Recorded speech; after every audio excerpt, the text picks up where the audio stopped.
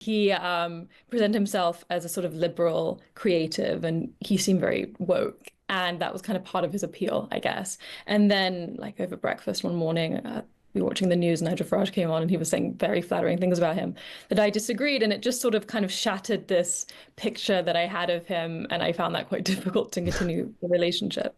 Now, let's talk about Gen Z and their dating lives. I'm a 48-year-old man. That isn't creepy at all. Last year, Vogue declared that having a boyfriend is now unfashionable, and studies suggest that young people are more single than ever before. But they're also more lonely. So what's changed? Well, the Times writer Allegra Handelsman says that politics could be to blame, and she joins me now. Hello, Allegra. Hello. So why are politics so important in relationships? Why are politics affecting relationships and preventing people from having them?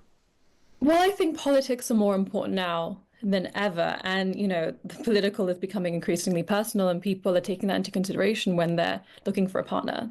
Okay, Now more than ever. so I mean, your view personally, it stems from experience. You broke up with somebody because they liked Nigel Farage. Talk us through what happened there. Oh, well, it was someone that I was relatively recently dating, and been dating for maybe a month or two. And it was a mix of things, but the Nigel Farage was definitely the catalyst. The idea was what happened was that he presented himself as a sort of liberal creative, and he seemed very woke. And that was kind of part of his appeal, I guess. And then, like over breakfast one morning, we were watching the news, Nigel Farage came on and he was saying very flattering things about him that I disagreed. And it just sort of kind of shattered this picture that I had of him. And I found that quite difficult to continue the relationship. Was it just politics, or did you extrapolate from his fondness for Nigel Farage that he must actually think all kinds of other things? And did you sort of extrapolate to a kind of sort of a moral, to a character level? Yeah, 100%. I mean, if it was just that he believed in his tax policy, that'd be one thing. But I think especially when you're looking at a young man who works in a particular field, and you kind of look at his political views and the idea that he supports reform, it kind of shows a lot about his character and his personality, and also just like what he thinks about women. I mean, so 61% of Times readers polled say they would date someone with different political views. Do you think that might be because they're maybe right of centre and they would date somebody left of centre, whereas people who are left of centre maybe wouldn't do the opposite? Yes, I think that could be the case. I also think that we are becoming more extreme, and if you're a little bit further away than right of center or left of center, it'd be difficult to, if you're far right, it'd be difficult to date someone far left, for example. Do you think men and women equally feel like this, or do you think maybe men are less discerning? I think this is a nice way of putting it. Yeah, I think men are less bothered by it. But part of the reason, I mean, I can only speak as like a woman and from a female experience, but part of the reason why women are particularly concerned about this is like there is a rise of incel culture. And, the kind at the core of that is a slightly women-hating idea. And the idea that women owe them something. And there is a lot of men out there, especially young men out there, that feel that women are in the wrong for the fact that they're not getting laid. And that isn't exactly a very appealing person you want to date. And like women are very cautious of that. And you have to be aware that you've just got to be aware of it when you're putting yourself out there. Yeah, I mean, I guess that's probably more than political, really. The sort of the manosphere thing. That is a kind of moral. That's about gender equality. That is about sexism. That's more than just sort of which political party you like, right?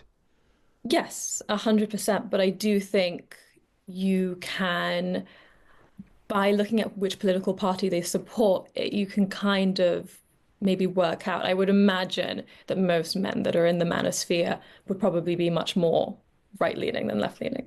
How would you feel if somebody dumped you because they didn't like your political views? We probably weren't meant to be, so I think I would accept it. What if they were dumping you from the left because they didn't like your political views, or rather than from the right that they didn't like your political views? Then the same. I mean, I wouldn't pretend to be someone that I wasn't. I would understand it, and it would say a lot about their character.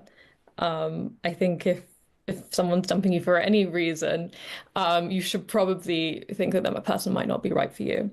Yeah, I mean, so like the cliche is obviously that opposites are supposed to attract, and a lot of people, and I'm sure particularly sort of older people, would think, you know what, like politics isn't character, politics isn't morality. You should be able to sort of rise above it, get along, have a personal connection, and maybe affectionately disagree on politics. What do you think about that? Yeah, I think there's definitely ways of affectionately disagreeing, but we're just becoming increasingly polarized, and everyone feels that, discussion around politics is becoming so volatile and angry. And I don't think it's that easy to, if you, properly disagree in politics, not just, specifics, but, where you sit at your core.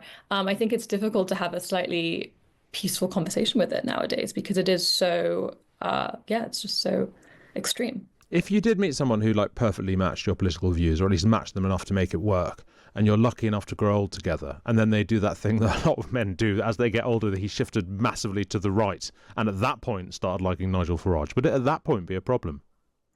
That I do not know, honestly. That is, I'm sure there's many different factors that would affect that.